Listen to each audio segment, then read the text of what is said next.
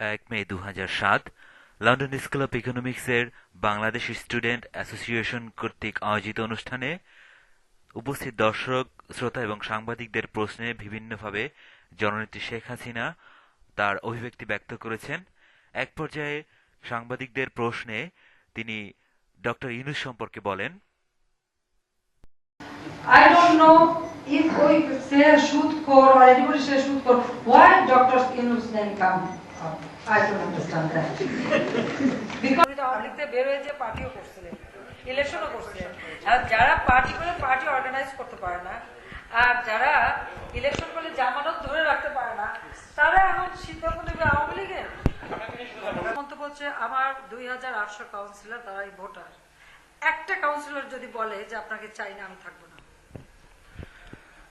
আমার একটা আপনি 6 তারিখ যাচ্ছেন দেশে, 6 তারিখ বলছেন, যারা বলছেন তারা, তাদেরও তো রাজনৈতিক দল, রাজনৈতিক দল করেছিল, একসময় করেছিল ডেমোক্রেটিকলি খন্দকার মোস্তাকের সাথে, সেটাও ফেক থাকে নাই। পরে আর একটা করেছিল প্রগতিশীল গণতান্ত্রিক শক্তি নামে, যেটা হচ্ছে শাহরিয়ার, উনি যে বঙ্গবন্ধুর হত্যাকারী হিসেবে সাজাপ্রাপ্ত, আর তার সাথে ছিল বজলুল হুদা, সেও সাজাপ্রাপ্ত খুনি আসামি।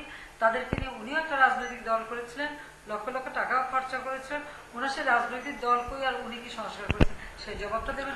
আচ্ছা, আপনাকে যে অন্যায়ভাবে দেশে যাওয়ার পরে গ্রেপ্তার করা হয়, তখন জনগণের উদ্দেশ্যে আপনার মেসেজ কি হবে? জনগণের উদ্দেশ্যে আমার একটাই কথা, যে আমি জনগণের স্বার্থে রাজনীতি করি, জনগণের কল্যাণে রাজনীতি করি, জনগণের জন্য আমি যে কোনো ত্যাগ স্বীকারে আমি প্রস্তুত, এবং জনগণের কাছে আমার এই আহ্বান থাকবে যে কোনো অন্যায় অবিচার হলে আমি জনগণের কাছে বিচার চাইবো, এবং জনগণের কে আমি আহ্বান করবো যে তারা যেন শক্ত হয়ে দাঁড়ায়, কোনো অন্যায়ের কাছে যেন মাথা নত না করে। সেটা কি রাজনৈতিক কর্মসূচি না হরতাল?